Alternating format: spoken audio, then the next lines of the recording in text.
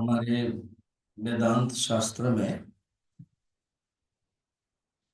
वा कोई भी दर्शन में, खाली वेदांत नहीं, कोई भी दर्शन में प्रमाण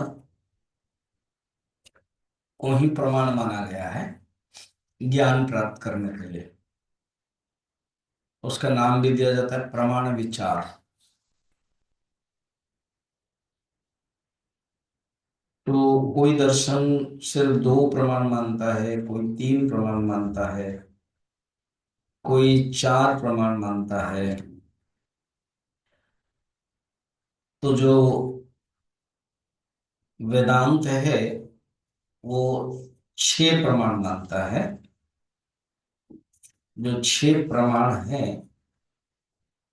वो क्या क्या है, थोड़ा सा देख ले। पहला प्रमाण है प्रत्यक्ष प्रमाण। प्रत्यक्ष प्रमाण का अर्थ यह है पांच ज्ञानेंद्रियों से जो जाना जाता है। ये जो मैं बता रहा हूँ श्लोक नंबर 18 से लेकर के 18 के श्लोक के भित्ति को लेकर के, भूमिका को लेकर के बता रहा हूँ, क्योंकि वहां ज्ञानम ज्ञेयम परिज्ञाता त्रिविधा कर्म चोदना बताई गई है। तो जो ज्ञान है वो प्रमाण है। प्रमायाः करणम इति प्रमाणम। और प्रमा को ही ज्ञान कहते हैं। प्रकर्षेण मीयते अनया इति प्रमा। किसी वस्तु को जानने के लिए जो मेथड है उसको ही ज्ञान कहते हैं, उसी को ही प्रमाण कहते हैं। प्रमा। और प्रमा के मेथड को प्रमाण कहते हैं। प्रमा के करण को, प्रमा के मीन्स को, प्रमा के साधन को प्रमाण कहते हैं। तो इसके लिए जो प्रमाण है छह प्रकार है। वेदांत छह प्रमाण मानता है। एक है प्रत्यक्ष प्रमाण। प्रत्यक्ष प्रमाण में ऐसे शब्द देखे तो आंख, अक्षमन आंख, अर्थात जो आंख से दिखाई देती है वो प्रत्यक्ष प्रमाण। सिर्फ आंख नहीं, पांच ज्ञानेंद्रियों से, कान, नाक, आंख, चर्म, जीवा। तो पांच ज्ञानेंद्रिय से जो अनुभव होता है, जो इंद्रिय सन्निकर्ष ज्ञानम इति प्रत्यक्ष प्रमाण। सन्निकर्ष माने इंद्रिय के निकट, इंद्रिय के संबंध थे, इंद्रियों के द्वारा जो उत्पन्न विषयों का ज्ञान, उसको प्रत्यक्ष प्रमाण कहते हैं। शब्दों को ध्यान रख रहे हो। अब है सेकंड है परोक्ष प्रमाण। परोक्ष प्रमाण शब्द परोक्ष ज्ञान के लिए व्यवहार व्यवहार होता है, मगर प्रमाण के लिए अनुमान प्रमाण व्यवहार होता है। शब्द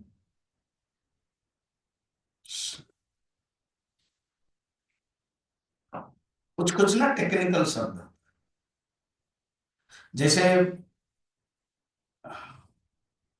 आई will take food at night. एक फूड जो हो गया वो कॉमन है, और इसको टेक्निकल शब्द क्या हो गया, डिनर हो गया। नाइट है ना। I will take food at day time, lunch हो गया। तो डिनर भी फूड है, लंच भी फूड है, मगर एक टेक्निकल शब्द है। कौन सा? डिनर का, लंच का। इसी पर परोक्ष ज्ञान होता है, मगर वो प्रमाण की दृष्टि से अनुमान प्रमाण माना जाता है। अनुमान प्रमाण माने क्या? जो प्रत्यक्ष से परे है। अनुमान। अब जैसे आप सवेरे सवेरे उठ जाते हो, उठ के देखते हो कि मिट्टी गीली है या फर्श गीली है, तो जानना कि बारिश हुई। उसको बोलते हैं अनुमान। अच्छा, कोई माने कोई कारण नहीं है, फिर भी आपको फल दिखते हैं।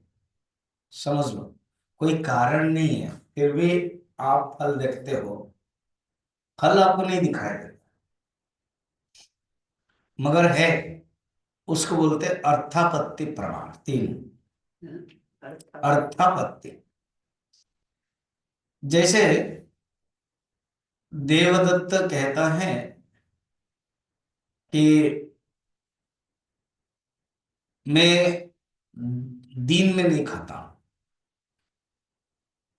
मैंने दिन में नहीं खाता, क्या मैं खाना ही नहीं खाता। अच्छा,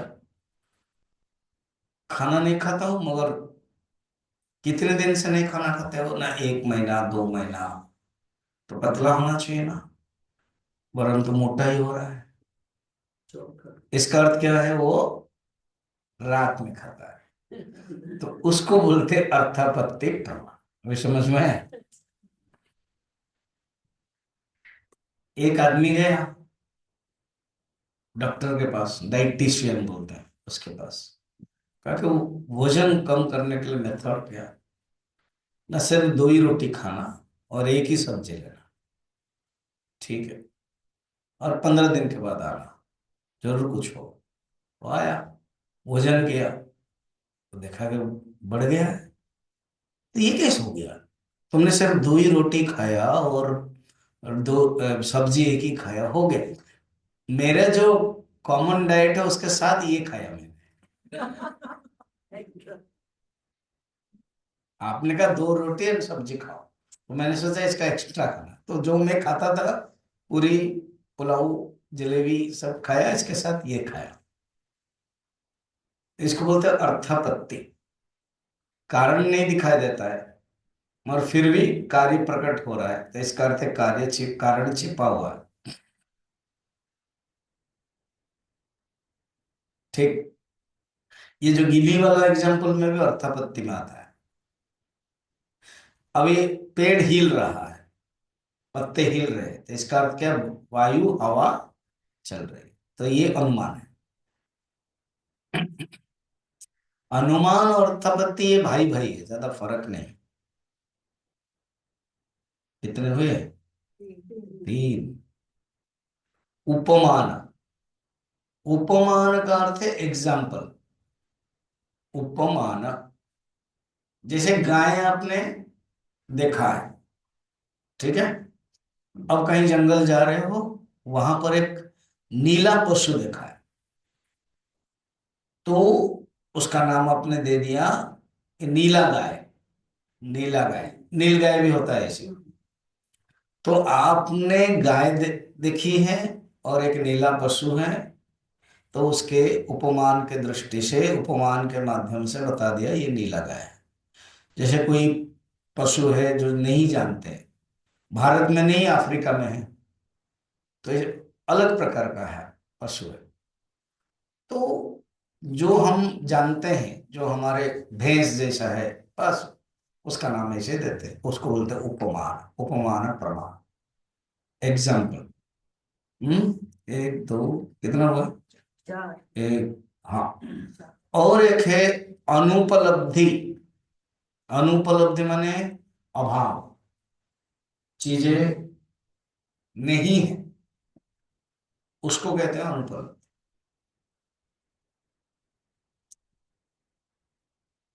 जैसे आपके घर में सामान है,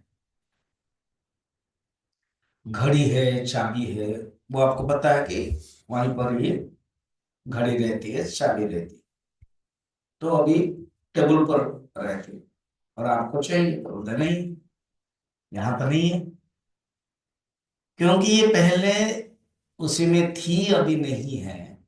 तो वो भी एक प्रमाण हो गया, अनुपलब्धि प्रमाण। तो नहीं है कह करके प्रमाण करते हैं कि वस्तु का ज्ञान, जानते हैं कि वो नहीं है, यहां था पहले, अभी नहीं है। और लास्ट है शब्द प्रमाण। शब्द प्रमाण माने जो उपनिषद है, जो वेदांत है, ऋषियों के जो वाक्य है, जो शब्द है। फिर शब्द प्रमाण 2 प्रकार है, एक लौकिक है और एक है अलौकिक है। वैदिक है इसे, अलौकिक का अर्थ है वैदिक। तो लौकिक शब्द प्रमाण, कोई शब्द से बोला, आप्त वाक्य बोलते हैं उसको, लौकिक। और एक है अलौकिक या वैदिक। वैदिक को ही शब्द प्रमाण माना जाता है, उपनिषद को। गीता, उपनिषद, ये शब्द प्रमाण है। ये दर्शन इन 6 प्रमाण को स्वीकार करके चलता है।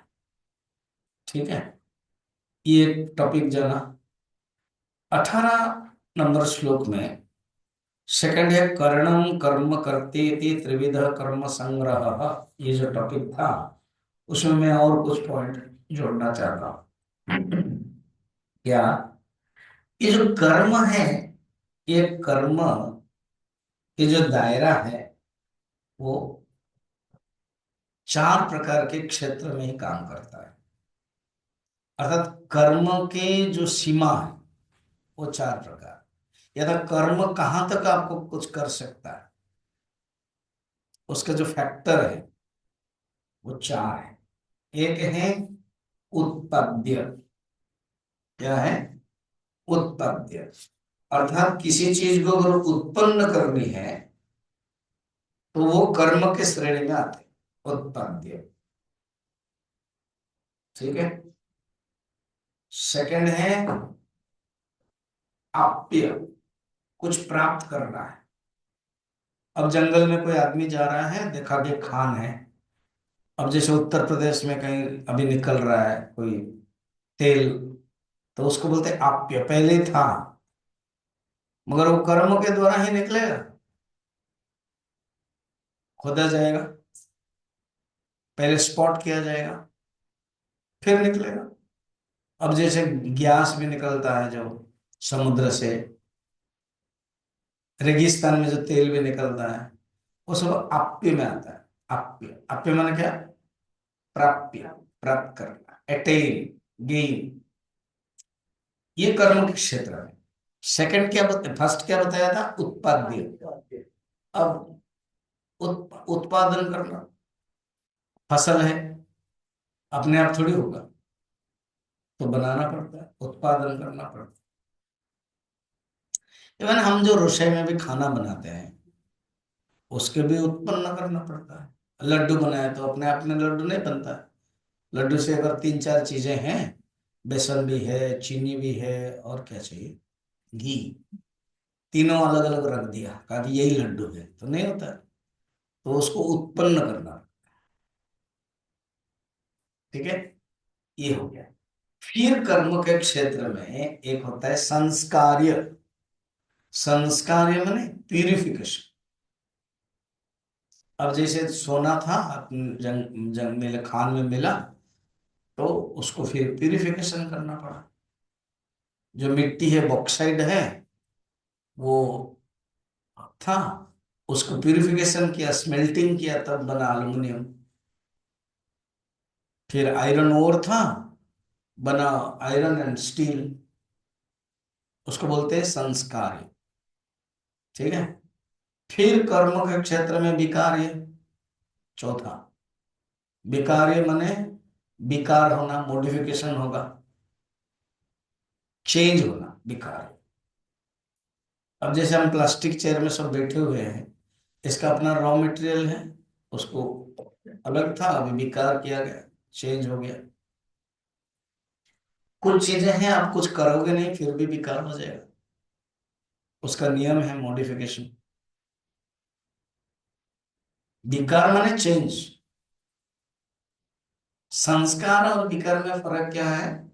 ना संस्कार हम इसीलिए करते जब यूज कर पाते, विकार से यूज नहीं होता। वो, अब आलू पड़ा हुआ है, फ्रिज में नहीं रखे, गर्मी के दिन है, वो जल्दी खराब हो जाता है, 2-3 दिन में सड़ जाता है, तो बोलते हैं विकार। तो ये कर्म क्षेत्र में आता है। वो प्रकृति कभी कभी करती है, कभी कभी हम लोग करते हैं विकार। और एक कर्म क्षेत्र, कर्म का लास्ट है, अंत है विनाश। क्योंकि कर्म आरंभ हुआ था, कर्म नष्ट भी होगा।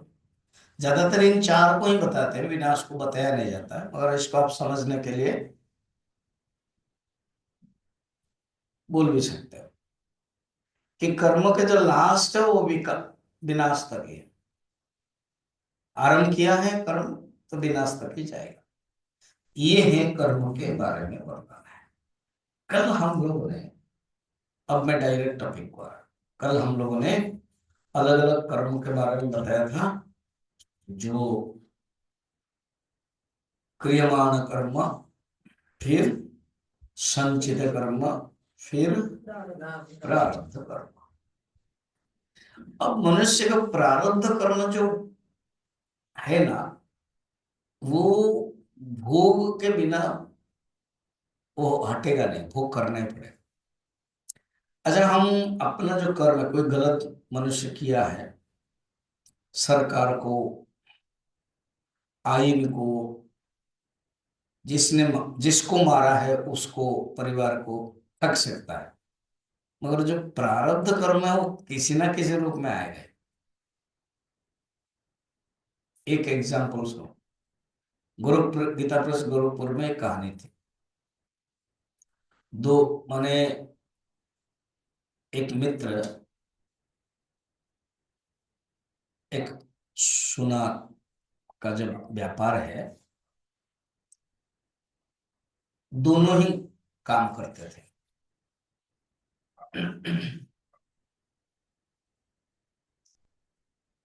तो एक मित्र ने कहा कि नहीं, इस बार मैं बाहर नहीं जाऊंगा। तो कहा ठीक है, मैं जाता हूँ। वो अकेला गया, और पत्नी घर में है। क्योंकि मित्र नहीं गया था इसलिए दुखी था, वो जल्दी आ गया। तो रात में जब आया तो देखा कि अपने ही कुछ रिश्तेदार जो भाई है, वो पत्नी के साथ संपर्क में सोया हुआ था। उसको गुस्सा आया, अब दोनों को मार दिया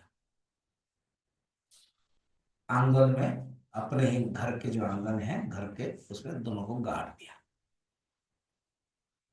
अब इस प्रकार के कुछ दिन चला गया। पूछने लगे सब लोग, कहा कि कोई गए हैं ऐसे करके। अब काम करता गया, नॉर्मल होता गया। सामने उसका मित्र है। एक दिन रात 12 बजे उठ करके पेशाब करने के लिए उठा था। एक सिविल ड्रेस में पहना हुआ था पुलिस, वो मित्र को मार करके बॉक्स में सब सोना आदि सब ले रहा था। उसने ही तो गलत बात तुमने किया। तो उसका चुपचाप रहो, मैं पुलिस वाला हूँ, तुम अगर नहीं मानोगे मैं तुमको ही पकड़ा दूँ। बोले नहीं नहीं, गलती तो तुम्हारी है, मैं क्यों मानूं? तुमको कुछ लेना है तो ले लो। बोले नहीं, जीवन में मुझे सब कुछ मिला है, मैं अनुभव करता हूँ। उसने बोला नहीं, मुझे नहीं चाहिए, मगर तुम गलत कर रहे हो। तुमने मारा है, मैं पुलिस को दूंगा। तो अगर तुम क्या पुलिस को दोगे, मैं अभी पुलिस को करता हूँ। वैसे लगाया, दो पुलिस आए, बोले इसने ही मारा है। तो ये क्या बात है? मैं अच्छा बन रहा था, ईमानदार बन रहा था, और मुझे तुम जेल कर रहे हो। पुलिस के पास तो पावर है बोलने की। अब विचारपति ने, जज ने फांसी दंड दे दिया इसको। अब मिलने के लिए अंतिम में कुछ माना जाता है कि अंतिम में आपकी इच्छा क्या है, मिल सकते हैं। तो उसके अंदर जब आंख है, जो उसके दर्द है, जज को लगा ये सच बोल, कहा कि मैं नहीं किया हूं, मगर फांसी तो दे दिया। और बस जो जज लोग होते हैं ना, जो सीआईडी होते हैं, पुलिस होते हैं, वो आंखों से पता चल जाता है। तो मेरे भाई एक इंस्पेक्टर थे, मैं पूछता था कि आप ये चोर है कैसे कैसे जानते हैं? तो बोलते ये हम लोगों का ट्रेनिंग होता है, वो आंखों से पता चल जाता है गलत है कि सही है। तो जज को लगा कि ये ठीक बोल रहा है। वो कहा ठीक है, मगर ये पुलिस दो, ये जो पुलिस लोग है ना, ये दो पुलिस लोग ही गड़बड़ किया। एक ने किया, वो किया, प्रमाण नहीं है, आइन को सबूत चाहिए। उन्होंने, जज ने कुछ प्लान किया। उनका एक नौकर दौड़ कर कर आया जब विचारपति विचार चल रहा था कि जज साहब, मेरे पिताजी को किसने मार दिया और वो लेटे हुए हैं। तो बोले ठीक है। तो पुलिस को, उस आदमी को, वो जो अभी जो फांसी देने वाला जो सुनार को, सबको भेजा और कहा कि लेके आओ उस लाश को, मैं देखना चाहता हूं यहाँ पर। तो पुलिस ऑफिशियल ये जो सिविल वाला है, जो हुइसिल लेकर आके उसको डाला था, वो दो है, और जो नौकर है ये चार चार लड़के लेके आ रहे हैं। अब बातें हो रही है, दोनों पुलिस बोल रहे हैं अब फांसी हो गया ना तुमको, हमें हमारी बात मानते, ऐसे बातें हो रही थी। उसने कहा कि देखो गलती तो तुम लोगों ने किया है और फंसाया मुझे, ये बात होते होते यहाँ तक आ गए। अब वो जो आदमी है वो मरा नहीं था, वो उठा और कहा जी, ना बताओ कौन क्या बताया, ना ये आदमी ऐसे बताया, ये आदमी ये बताया। दोनों पुलिस को बांधा गया, फांसी उनको दिया जाएगा।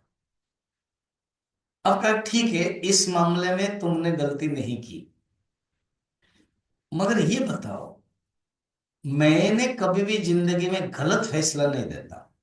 तुमको अगर मैंने फांसी दे दिया है, इस घटना के कारण दिया है, मगर इस घटना में तुम दोषी नहीं हो, और फांसी तो तुमको हो गई है।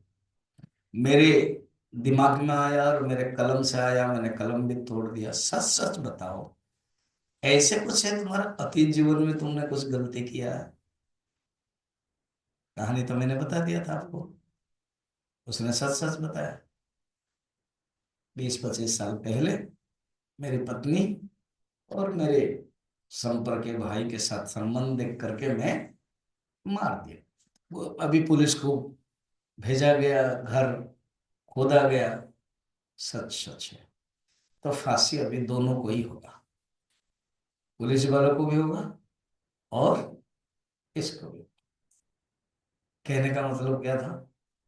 प्रारब्ध कर्म भोग बिना नहीं रहेगा, किसी ना किसी माध्यम से कैसे भी है। अगर इन दोनों से भी छूट गए, माने आइन से भी छूट गए, तो कैसे आता है देखना भी दूसरी कहानी में। अच्छा, ये क्या पिटारा है क्या कहानी आपके पास? दो मित्र थे, एक ने कर्ज लिया और एक ने दूसरा ने कर्ज दिया। कर्ज जिसने लिया है उसने दगाबाज किया, ठीक है। और जो कर्ज दिया था वो मिन्नत किया, मेरा बेटा ऐसा है, मेरा वो है, तुम ऐसे, तुम बार बार इतना लाख लिया है, 10 लाख ले लिया है, ऐसे नहीं दिए। कुछ दिन के बाद वो मर गया, ठीक है। अब इनके अंदर कोई बेटा नहीं हो रहा था, एक बेटा हुआ। बेटा जब हुआ तो उसको बीमारी है, हॉस्पिटल लेके गए, देखा कि 2-3 लाख खर्च हो गया। फिर बड़ा हुआ, स्कूल में गए, अच्छा स्कूल में देना है, उसके बाद 2-3 लाख खर्च हो गया। तो इस प्रकार के जब खर्च हुआ, वो बीमार हो गया और बेड में पड़ा, पिताजी बैठे हुए हैं। फिर लास्ट बिल आया, सब हिसाब हो गया। तो कहा कि पिताजी, आपने मेरे ऊपर 10 लाख खर्च किया ना? ना हाँ, और भी इतना इंटरेस्ट भी, ये ना याद है? 7 साल पहले, 8 साल पहले आपके मित्र से आपने इतने रुपीस लिया था। उनको कैसे पता है? मैं ही तो पुत्र बनकर आया हूं, मुझे तो लेना था जैसे ही। अब हो गया पैसा, मैं जा रहा हूँ, खत्म। अब देखा, उस कहानी से आइन दंड दिया, इस कहानी से पुत्र बनकर के दंड आया। और एक कहानी देखो, कुछ भी जब मनुष्य, ये घर घर की बात है, कुछ भी मनुष्य जब आता है, बहुत बीमार रहते हैं, इतना कष्ट बीमार रहते हैं, तो इसका अर्थ क्या है? पूर्व जन्म के प्रारब्ध में किसी को आपने कुछ गलत किया है, तो शारीरिक रोग के रूप में आएगा, भोग करोगे, भोग खत्म, शरीर खत्म।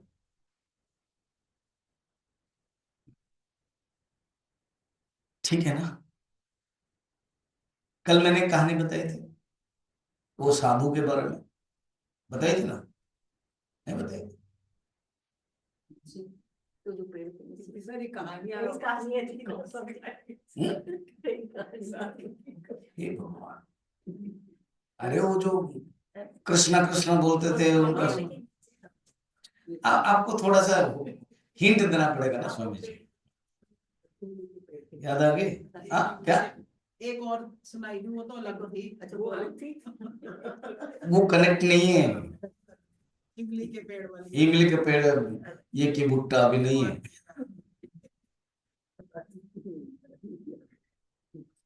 ठीक है।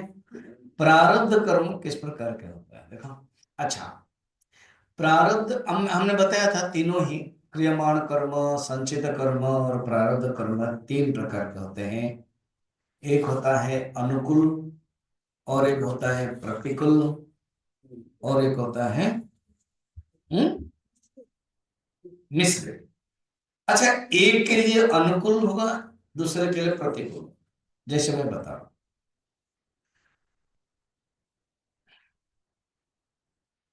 पंजाब में माने कोई भी देश, एक किसान ने अनाज को, ठीक है, इतने रेट में व्यापार को बेचा।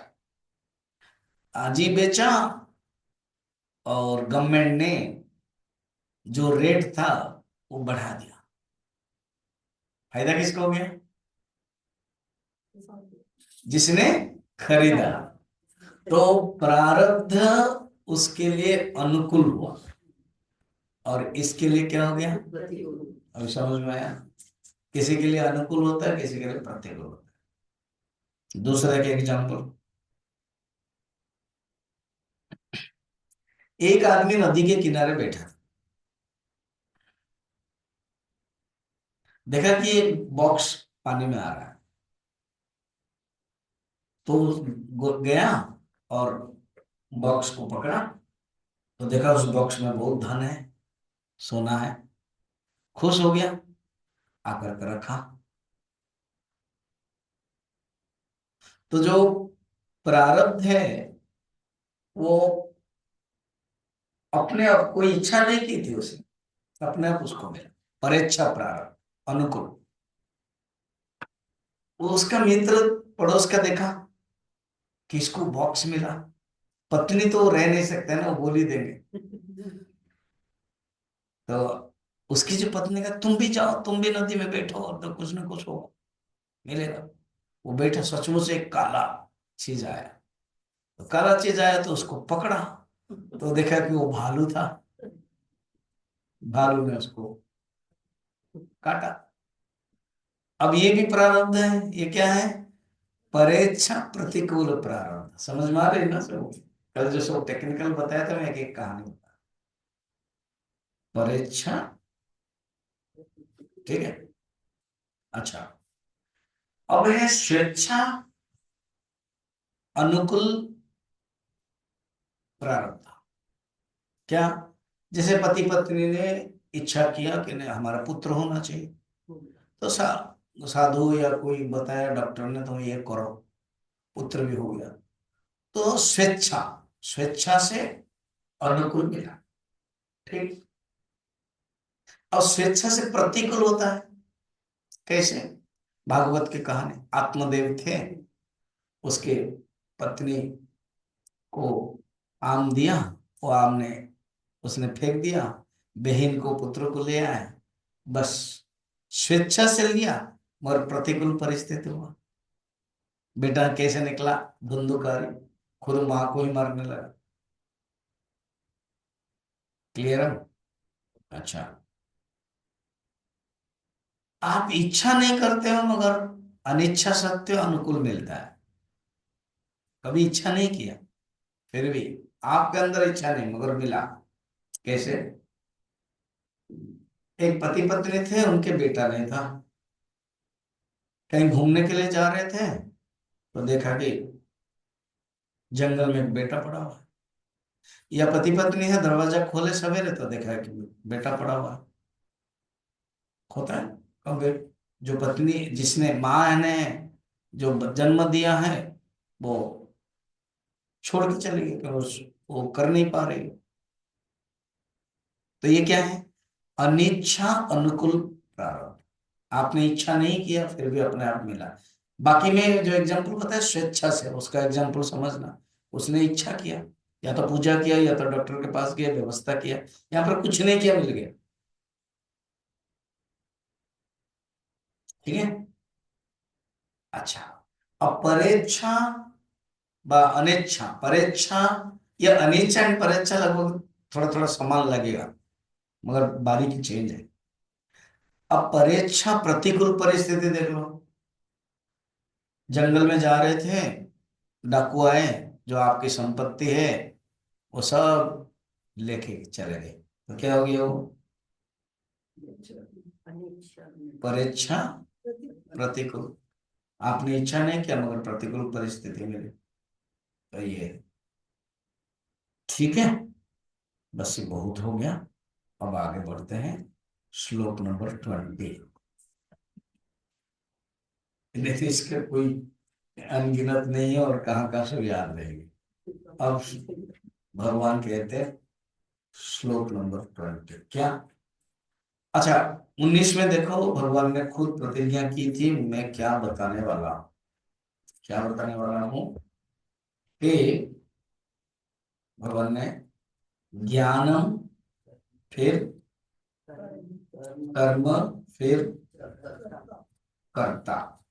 तो भगवान बताने वाले हैं ज्ञान क्या है, कर्म क्या है। हाँ? ज्ञानम कर्मम कर्ता च त्रिदेव, तीन प्रकार है। सात्विक ज्ञान, राजसिक ज्ञान, तामसिक ज्ञान। सात्विक कर्म, राजसिक कर्म, तामसिक कर्म। सात्विक कर्ता, राजसिक कर्ता, तामसिक कर्म। ठीक है, तीन। तो ये पूरा 9 श्लोक जाएगा। तीन तीन तीन। स्टार्टिंग है सात्विक ज्ञान। शुरू। श्री भगवान वाच, श्री भगवान वाच, सर्वभूतेषु येनैकम् भावमव्ययमीक्षते, भावमव्ययमीक्षते, अविभक्तं विभक्तेषु अविभक्तं विभक्तेषु, तद्ज्ञानं विद्धि राजसम्। ज्ञानं विद्धि सात्विकम्, सात्विकं, तद्ज्ञानं विद्धि सात्विकम्। ज्ञानं विद्धि सात्विकम्, सर्वभूतेषु येनैकं भावम अव्ययम ईक्षते। ईक्षते मैंने जो देखता है, अर्थात सब भूतों में एक ही परमात्मा को जो देखता है, सब भूतों में एक ही ज्ञान को जो देखता है, आत्मज्ञान ही सात्विक ज्ञान है।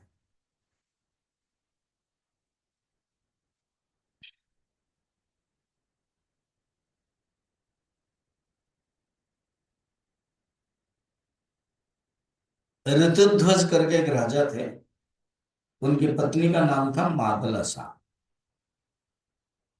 मादलसा आत्मज्ञान की मनीषी थी।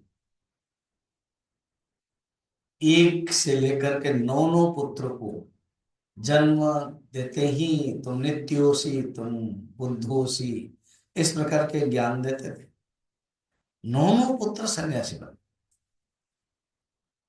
तो राजा ने कहा कि हे रानी, ऐसे एक पुत्र को तो ऐसे करो, शिक्षा दो जो कि बन सकते हैं राजा। तो 10वां जो पुत्र है उसको उन्होंने ज्ञान दिया, आत्मज्ञान भी दिया और क्षत्रियत्व ज्ञान, राज ज्ञान भी दिया, राजा का ज्ञान भी दिया। तब वो बना राजा।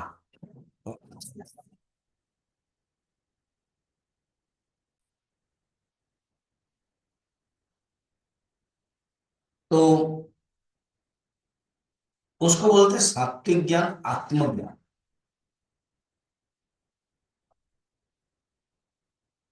जो उसको बोला है।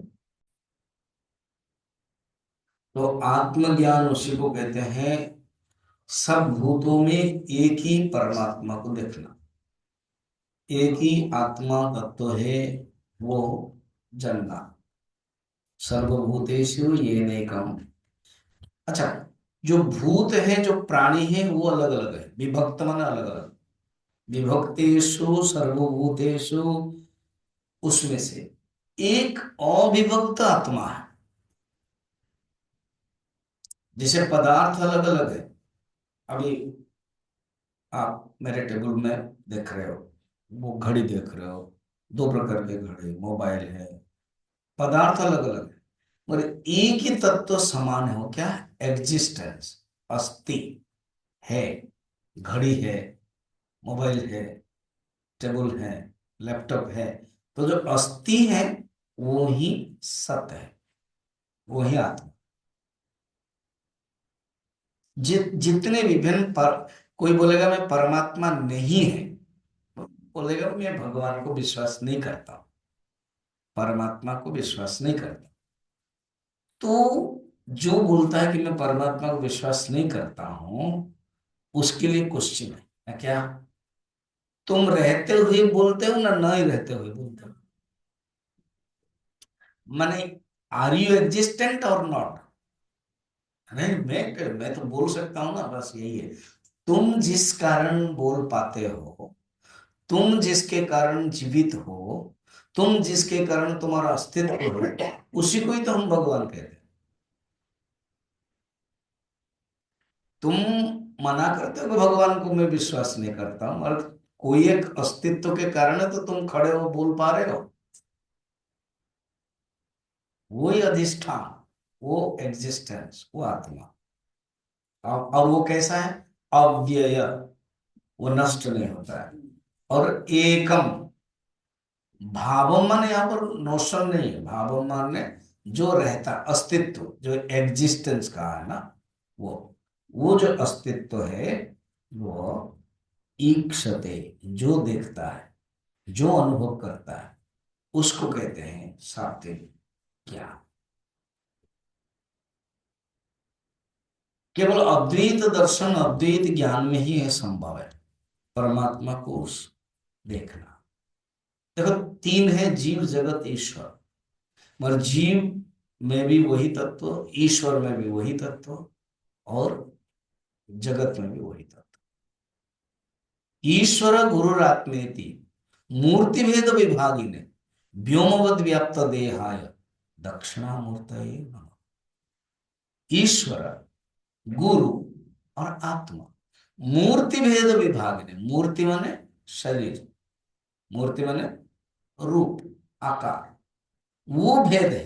गुरु, ईश्वर, आत्मा का शरीर, आकार, कैपेसिटी, सामर्थ्य अलग अलग है। ईश्वर का अलग है, गुरु का अलग है, आत्मा मन अपने। मगर व्योमवत व्याप्त देहाय, जैसे आकाश एक ही है, और उपाधि के कारण आकाश को अलग अलग कहा जाता है, मठाकाश है, घटाकाश है। तो इसी प्रकार वैसे ही अद्वैत आत्म तत्व को, दक्षिणामूर्ति को नमस्कार करते हैं। ठीक है, ये सात्विक ज्ञान बताया। विभक्तेषु जो शब्द है, वो कैसे विभक्तेषु हो जाता है? ना विद्या द्वारा नाम, रूप, जाति, गुण, क्रिया, इसी से अलग अलग होता है, उसको कहते हैं विभक्त। को नाम भेद, न विशेष नाम भेद। को नाम विशेष, विशेष भेद नाम विशेष। भेद के कारण ही विशेष हो जाता है। तो विभक्त जो है, कहीं अलग होगा कि ये अलग, जैसे ये ग्लास और ये घड़ी, इन दोनों में भेद क्या? ना ये अलग है, ये अलग है, विशेष है। और इन दोनों में समान क्या है? अस्तित्व है, द एग्जिस्टेंस। को नाम भेद, विशेष नाम भेद। भेद क्या है? जरूर कहीं का ना कहीं विशेष रखा गया, वो भेद है। ठीक है। अच्छा, छोटा एग्जाम्पल में भी समझो। जो घर में भी 8 लोग 10 लोग है, जहां भेद हो जाता है वहां विशेष हो जाता है, विशेष अनेक होते हैं। भेद नहीं है सब। जब कोई माँ है या कोई बहू है, सबको प्यार करती है, भेद नहीं करती है, तो फिर विशेष नहीं होता, सब समान होता है व्यवहार में। ठीक, को नाम भेद विशेष नाम भेद।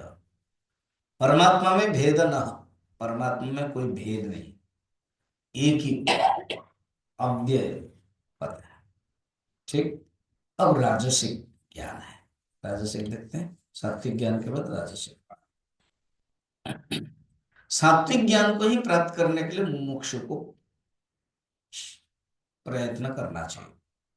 सात्विक ज्ञानी श्रेष्ठ है, सात्विक ज्ञानी मोक्ष की तरफ लेगा, सात्विक ज्ञान ही निर्वाण की तरफ लेगा। राजसिक जो ज्ञान है वो कहां तक क्या लेता है देखना।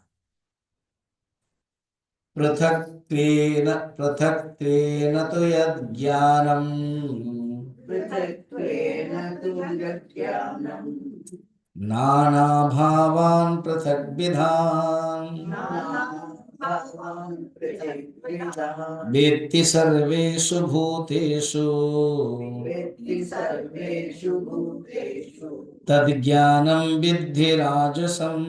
तज्ज्ञानं विद्धि राजसम्। सात्विक ज्ञान जो आत्मज्ञान है, ये 2 प्रकार के मिलता है।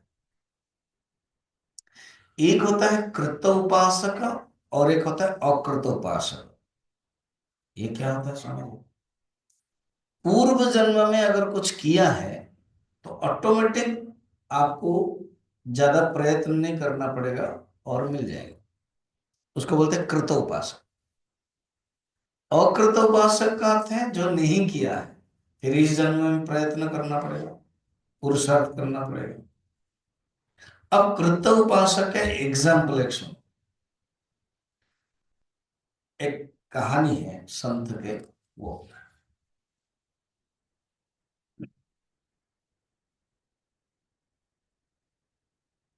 ये तो प्रयत्न करके जो ज्ञान प्राप्त होता है उसके लिए कहा महा रामचरितमानस से कहानी समझाता हूं। भगवान राम और लक्ष्मण जी को नागफांस हो गया, मेघनाथ ने डाल दिया। अब वो कैसे निकलना है, तो विभीषण कहते हैं इस नागफांस को दूर करने के लिए कोई उपाय करना पड़ेगा। तो नारद जी उपाय देते हैं कि गरुड़ जी के पास जाओ। अब गरुड़ जी आते हैं, वो क्या करते हैं, नागफांस को काट देते हैं। अब नागपाश तो काट देते हैं, मगर उनको एक संशय रूपक अज्ञान रूपक नाग बांध देता है और बड़े मुश्किल में पड़ जाते हैं। तो वो नारद जी के पास जाते हैं, नारद जी कहते हैं मेरे मेरे पास टाइम नहीं है ना। जो घूमता रहता है ना वो प्रवचन ज्यादा नहीं दे पाए,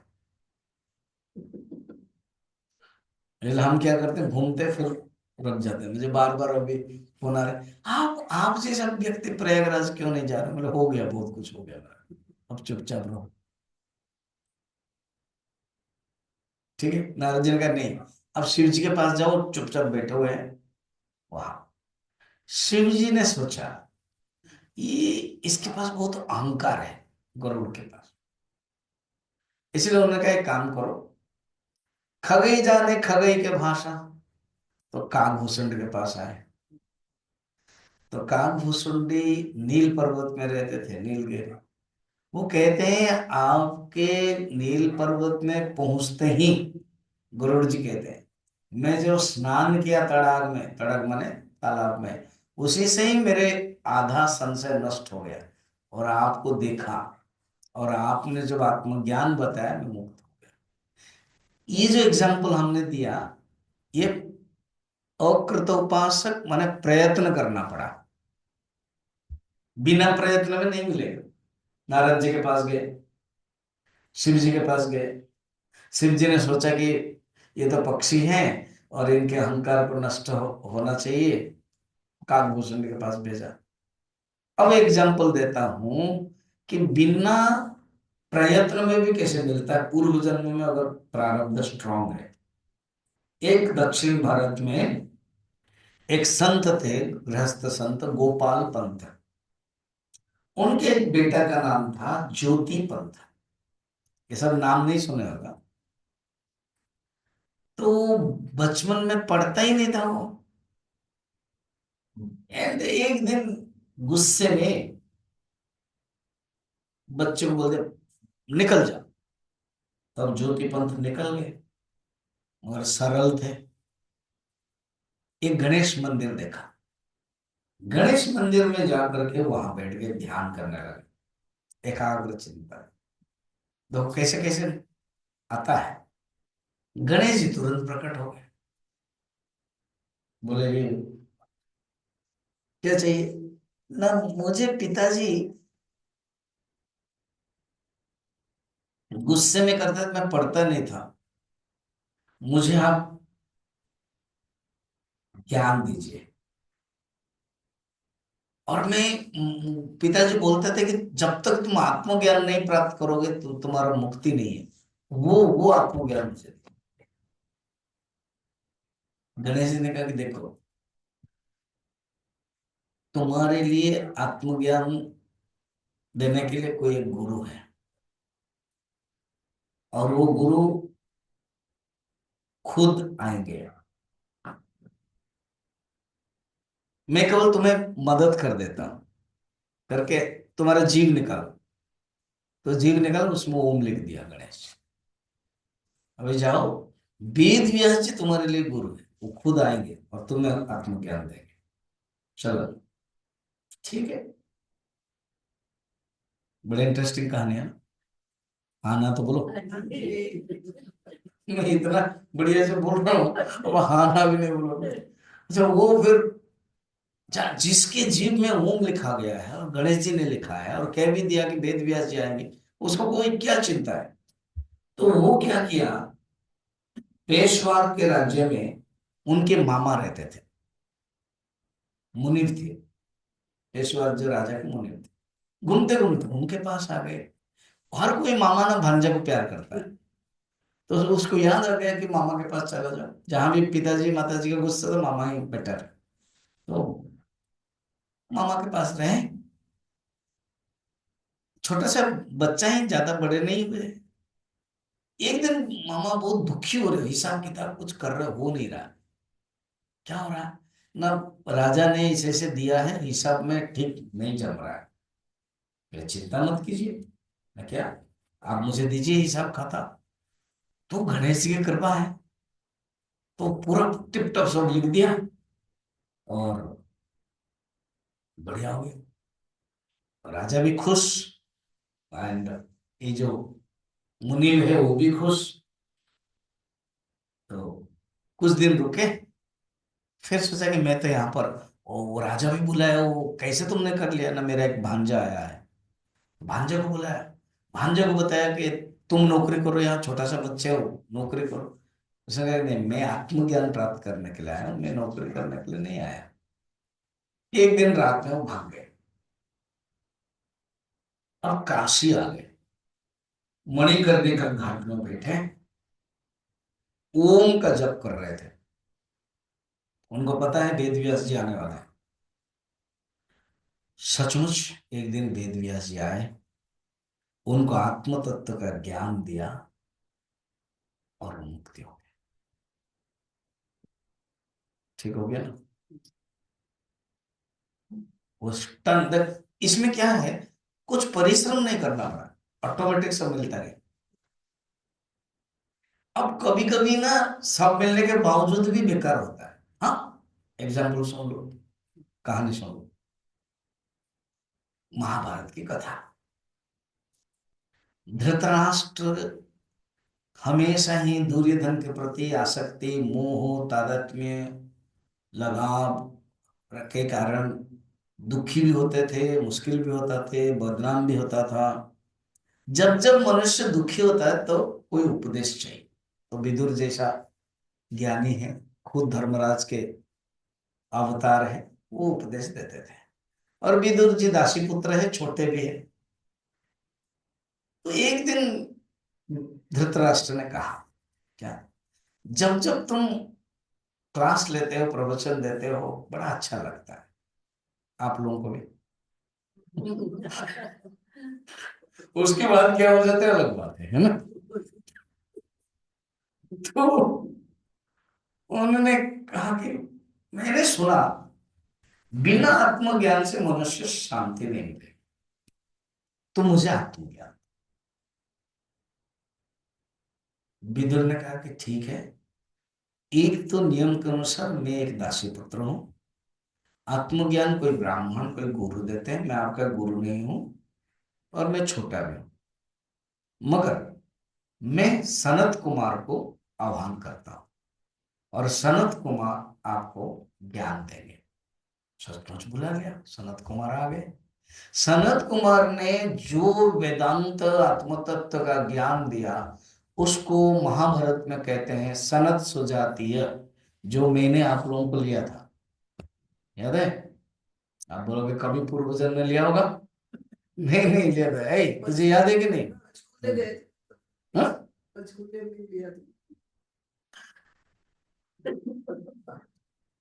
किरण भी याद है, पंचकुला में भी लिया, बिल्कुल ठीक ठीक ठीक, मगर यहाँ पर भी लिया। तो जैसे धृतराष्ट्र की हालत है, हम लोगों को भी वही है कि सुना है, उसके बाद याद ही नहीं कि सुना कि नहीं है। ठीक है। अब टोटल आत्मज्ञान बताया कि तुम ब्रह्म हो, तुम आत्मा, तुम शरीर नहीं हो।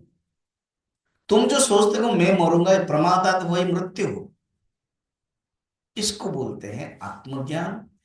मिलने के बावजूद भी प्रयत्न, प्रारब्ध न होने के कारण धृतराष्ट्र की दशा हो जाती। ठीक है ना? मगर आत्मज्ञान है सात्विक ज्ञान, सर्वश्रेष्ठ ज्ञान। अब है राजसिक ज्ञान। राजसिक ज्ञान पढ़ा ना हम लोगों ने। पृथक्त्वेन तो यद ज्ञानम नाना भावान पृथक विधान वेत्ति सर्वेषु भूतेषु तद ज्ञानम विद्धि राजसम। अर्थात जो, जिस ज्ञान के द्वारा समस्त भूत में भिन्न भिन्न लक्षण युक्त पृथक पृथक आत्मा भिन्न भिन्न शरीर में पृथक रूप में है, ऐसे जानना राजसिक ज्ञान है। ठीक है। अर्थात जितने भूत देखते उतना। अब जैसे जैन दर्शन में है मध्यम परिणामवाद, वो क्या है ना, चींटी में आत्मा छोटी है और हाथी में आत्मा बड़ी। तो शरीर की दृष्टि से आत्मा बड़ी छोटी हो जाती। यहां पर भी देखो, श्लोक को देखोगे जानोगे। यत्तु ज्ञानम, वो ज्ञानम राजसम सर्वेषु भूतेषु पृथक विधान, भिन्न भिन्न भूतों में नाना भाव, अलग अलग अस्तित्व के रूप में, पृथक्त्वेन व्यक्ति, अलग अलग अस्तित्व के रूप में जो रहता है, वो है राजसिक ज्ञान है। भेद ज्ञान, और भेद 5 प्रकार है।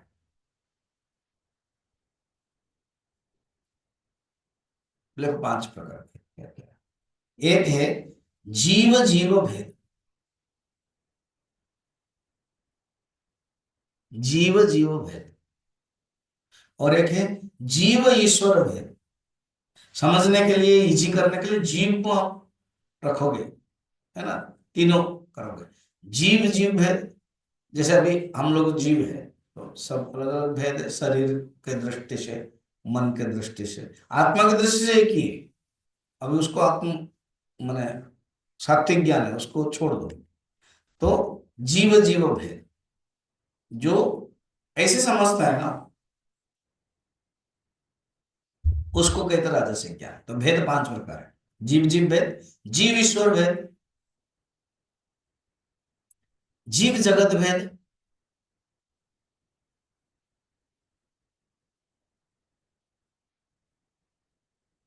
जीव जगत जगत भेद, जगत जगत है वस्तु वस्तु भेद, जगत के जो वस्तु है वो भेद, जगत जगत का भेद।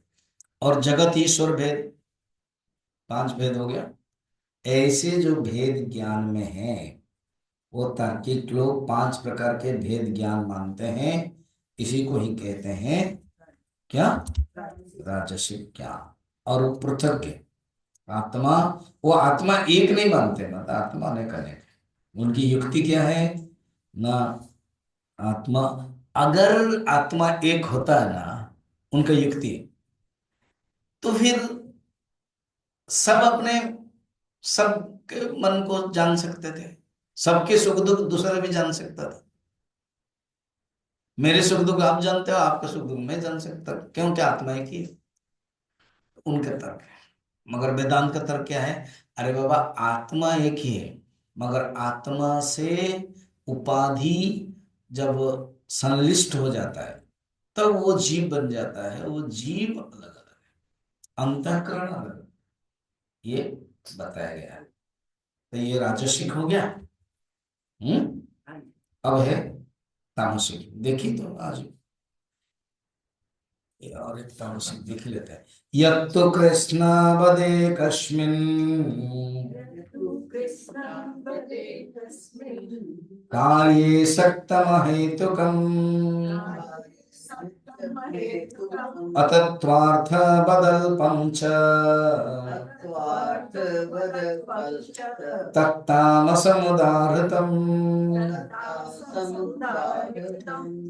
यत्तु एकस्मिन् कार्ये, अर्थात कोई एकस्मिन्, कोई एक ही में, पर्टिकुलर एक ही में, कोई कार्य में हो, पदार्थ में हो, विशेष देह में हो, कोई प्रतिमा में हो, वही ज्ञान है। और अहेतुकम, कोई हेतु नहीं है, कोई तर्क नहीं है उनका। तामसिक, अच्छा राजसिक जो ज्ञान है उसमें तर्क है। अहेतुक माने कोई तर्क नहीं है। ठीक है। अतत्वार्थविद माने कोई तत्व को नहीं मानते, ईश्वर को नहीं मानते। तामसिक ज्ञान में ईश्वर को नहीं मानते हो। अतत्वार्थ। एवं अल्पम, अल्पम माने तुच्छ, अल्पम माने यहाँ तुच्छ। अतत्वार्थ, तत्व को नहीं मानते, तत्वार्थ से परे हैं। ईश्वर का अस्तित्व को नहीं मानते हैं। स्वल्प माने तुच्छ है, लिमिटेड बोलते हैं ना, इंफीरियर, तुच्छ, जो तामसिक ज्ञान है। क्लियर हो? ये क्या है? एक ही पर्टिकुलर में ही मानते हैं, कोई शरीर को, बस बस यही है। ऋणम कृत्वा घृतम पिबेत यावत जीवेत सुखम जीवेत, ऐसे। यह तो एक कृत्स्नम, कृष्ण मन अच्छी तरह से, एकस्मिन कार्य सक्तम, और आसक्ति है, उसी में ही आसक्ति है, और कुछ है ही नहीं है। सक्तम मन आसक्ति, बस इसको छोड़ करके जिद्दी है। परमात्मा जिद्दी से प्राप्त नहीं कर पाते हैं। तो आसक्त वाले, तामसिक वाले जिद्दी है, आसक्त वाले हैं। कोई युक्तिहीन नहीं है, तत्व भी नहीं है, परमात्मा एक है ये भावना भी नहीं है, और स्वल्प है, तुच्छ है। इसको बोलते हैं तामसिक ज्ञान। फिर आगे कल दें। ओम पूर्णमदः पूर्णमिदं पूर्णात् पूर्णमुदच्यते पूर्णस्य पूर्णमेवावशिष्यते।